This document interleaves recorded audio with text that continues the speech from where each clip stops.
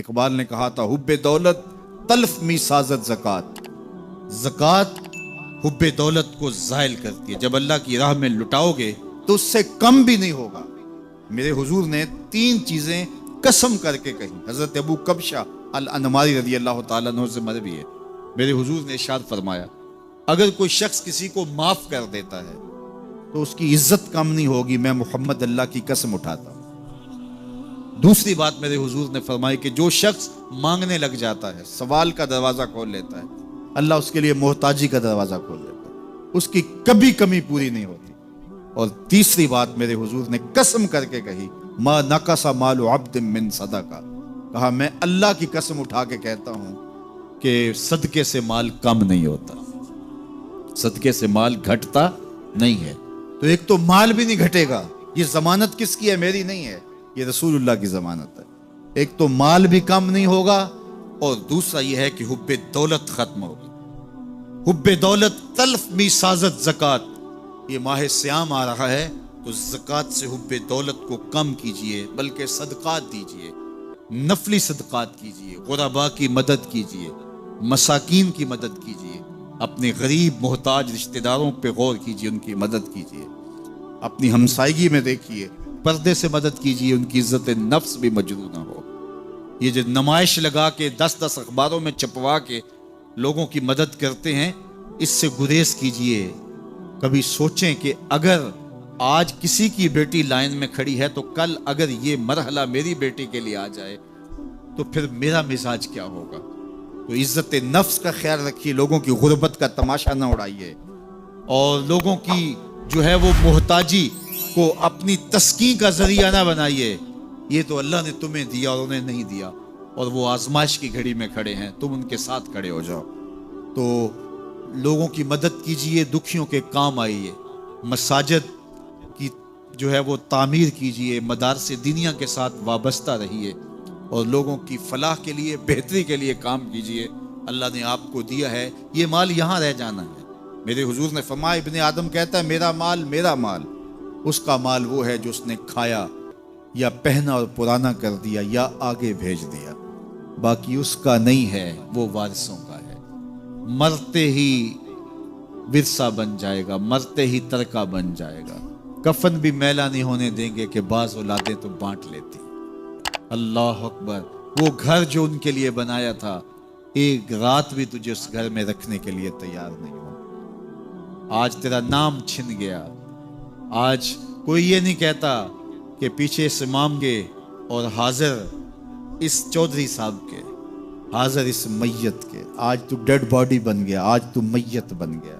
آج خان صاحب، ملک صاحب، چودھری صاحب، پیر صاحب، مفتی صاحب، تیرے سارے ٹائٹل چھین لیے گئے۔ آج پیچھے اس امام کے اور دعا واسطے حاضر اس میت کے، آج تو میت بن گیا۔ آج تیرا لباس بھی پھاڑ کے اتارا ہے، آج تیرے انگوٹھے باندھ دیے گئے ہیں، ناک میں روئی ٹھونس دی گئی ہے۔ آج تو غسال کے رحم و کرم پہ ہیں، وہ تجھے ادھر الٹ دے یا ادھر پلٹ دے، اب تیرے پاس کوئی اختیار ہی باقی نہیں رہا۔ میاں صاحب بولے جان دیواری ڈرونا بنےو تے ہاتھ نہ لاندے ڈرتے۔ آج اولاد بھی دور ہے، پوتے اور پوتیاں بھی ڈرتی ہیں۔ جان دیواری ڈرونا بنےو تے ہاتھ نہ لاندے ڈر دے، جنہ لئی تو پاپ کمائے اج کتھے نہیں تیرے کر دے۔ آج سارے چلے گئے، تو آج اپنے ہاتھ سے اپنی زندگی کو سنوارنے کے عمل کی طرف بڑھیں اور راہ خدا میں خرچ کریں، دکھیوں، مجبوروں اور لاچاروں کے کام آئیں۔ اللہ آپ کی مدد کرے گا اور حب دنیا کم ہوگی۔ اللہ تعالیٰ جل شانہ نے سورہ عادیات میں پہلی 5 آیات میں قسمیں کی، پھر 3 آیات میں جو ہے وہ حضرت انسان کی وہ کمیاں، کوتاہیاں جن کی بنیاد پر باقی گناہ سرزد ہوتے ہیں ان کو بیان کیا، اور اس کے بعد پھر علاج بھی قرآن نے بتایا، اور کس قدر اس کو چوٹ لگائی۔ افلا یعلم اذا بعثر ما فی القبور وحصل ما فی الصدور ان ربهم بهم یومئذ لخبیر۔ افلا یعلم اذا بعثر ما فی القبور، اے اکڑ کے چلنے والے، اے ناشکر انسان، اے دولت کے پجاری، وہ وقت یاد کر جب تو قبر سے اٹھایا جائے گا۔ اس وقت کفن بھی چھین لیا جائے گا، اب سب کو چھین لیا گیا، دولت، بینک بیلنس، تیری جائیدادیں، پلازے، گاڑیاں، گھر، کوٹھیاں، بنگلے، سب کچھ یہیں رہ گیا، صرف ایک چادر کفن کی لے کے جا رہا ہے۔ لیکن جب قبر سے اٹھایا جائے گا یہ کفن کی چادر بھی رہ جائے گی، برہنہ اٹھایا جائے گا۔ اللہ اکبر! نہ پاؤں میں جوتے، نہ سر پہ پگڑی، نہ بدن پہ کپڑا، برہنہ اٹھایا جائے گا۔ سیدہ عائشہ رضی اللہ تعالیٰ عنہ نے سنا تو کانپنے لگی، عرض کی حضور قبر سے برہنہ اٹھائے جائیں گے تو ایک دوسرے سے حیا نہیں آئے گی؟ فرمایا عائشہ معاملہ اس سے بھی آگے ہے، کسی کو ہوش ہوگی تو حیا آئے گی، ہوش اڑے ہوئے ہوں گے، خوف قیامت طاری ہوگا، قبروں سے یوں لوگ اٹھائے جائیں گے۔ افلا یعلم اذا بوسر ما فی القبور۔ اب بوسرا کا جو مفہوم ہے، جو ترجمہ اور معنی ہے وہ تو رہے، بوسرا کا جو صوتی آہنگ ہے، جب بولتے ہوئے ایک جھٹکا لگتا ہے تو قبروں سے اٹھتے ہوئے لوگوں کی کیفیت معلوم کرنے کے لیے بوسرا کا صوتی آہنگ ہی کافی ہے۔ افلا یعلم اذا بوسر ما فی القبور وحصل ما فی الصدور۔ حصلہ کے اوپر جو تشدید ہے، یہ معنی کو کتنی خوبصورتی کے ساتھ ایک مجسم پیکر میں سامنے لا رہی ہے۔ اللہ فرماتا پھر وہ وقت آئے گا جو سینے میں ہوگا وہ تشت ازبام ہو جائے گا۔ آج آپ مجھے نیک سمجھتے ہیں، میں آپ کو اچھا سمجھتا ہوں، لیکن میرے سینے کے اندر کیا چل رہا ہے یہ آپ کو نہیں پتا۔ یہ میں تقریر چہک چہک کے کر رہا ہوں، اس کے پیچھے کیا ہے؟ میں آپ کے دل اپنی جانب موڑنا چاہتا ہوں، آپ کی جیبیں خالی کرنا چاہتا ہوں، یا میں آپ کے سامنے پاک اور ستھرا اور بڑا جو ہے وہ نیکوکار بننا چاہتا ہوں، یا میرا مقصد رضائے الہی ہے؟ یہ مجھے پتا ہے، آپ کو نہیں پتا۔ آپ کہاں ہیں، کہاں کھڑے ہیں، میں آپ کو اچھا سمجھتا ہوں، لیکن آپ کو پتا ہے کہ ہم کہاں کھڑے ہیں۔ لیکن قیامت کے دن یہ ساری چیزیں سامنے آ جائیں۔ وَحُصِّلَ مَا فِي الصُّدُورِ، اور سورہ الطارق میں فرمایا یوم تبلی السرائر فما لہ من قوت ولا ناصر۔ اس دن سارے راز کھول دیے جائیں گے اور کوئی طاقت نہیں ہوگی جو ان رازوں کو کھلنے سے روک سکے گا۔ آج طاقتور کی بات نہیں کھلتی اور کمزور کی بات اچھال دی جاتی ہے، لیکن وہ وقت آنے والا ہے یوم تبلی السرائر فما لہ من قوت ولا ناصر۔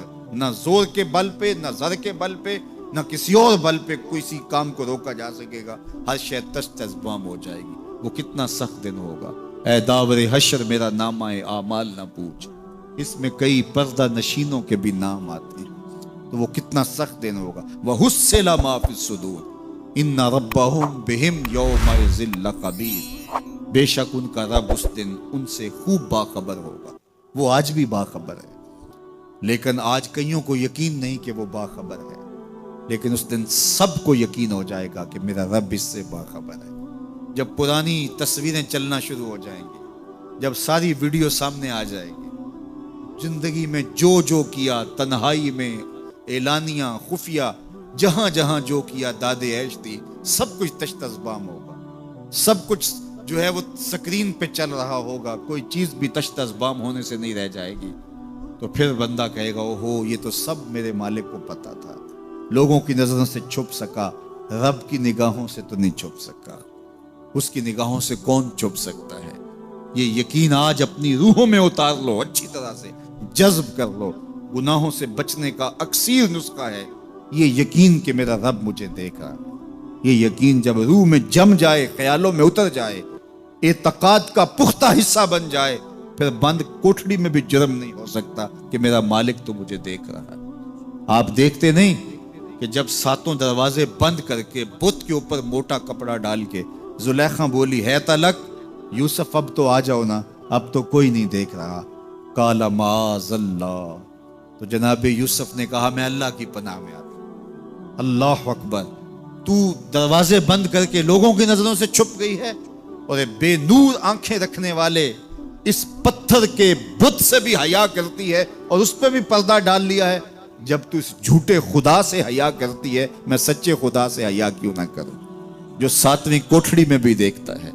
اتنی روشنیاں برسی کہ گناہ کا تصور بھی محال ہو۔ تو یہ یقین کہ میرا اللہ مجھے دیکھ رہا ہے، یہ انسان کی زندگی میں نظم پیدا کرتا ہے۔ آنے والا موسم ماہ سیام رمضان المبارک، یہ ہماری زندگی کے اندر یہ نور داخل کرتا ہے کہ میرا اللہ دیکھ رہا ہے۔ کڑکتی دھوپ، برستی گرمی، زباں کانٹا، ہونٹ خشک، گلا خشک، دروازہ مکفل، ٹھنڈا پانی دستیاب، لیکن ایک گھونٹ بھی حلق سے نیچے نہیں اتارتے کہ میرا اللہ دیکھ رہا ہے۔ وضو کرتے بھی احتیاط کرتے ہیں کہ میرا اللہ مجھے دیکھ رہا ہے۔ کرتے ہیں کہ نہیں کرتے؟ یہ نور ملتا ہے کہ نہیں ملتا؟ اس کو پھر جذب کر لینا چاہیے تاکہ یہ زندگی میں چھا جائے، کیونکہ جو رمضان میں دیکھتا ہے وہ غیر رمضان میں بھی دیکھتا ہے۔ اور پھر پانی نہیں پیتے کہ اللہ دیکھ رہا ہے، کھانا نہیں کھاتے اللہ دیکھ رہا ہے، لیکن جب آنکھ بھٹکتی ہے تو اس وقت اللہ نہیں دیکھتا، جب خیال بہکتا ہے تو اس وقت اللہ نہیں دیکھتا، رشوت میز کے اوپر سے لے رہے ہوں یا نیچے سے لے رہے ہوں تب نہیں اللہ دیکھ رہا ہوتا، اللہ صرف کھانے اور پینے کو دیکھ رہا ہوتا ہے۔ یہ جو ایک نور آیا ہے اس کو جذب کر لیں، پوری زندگی میں پھیلا لیں۔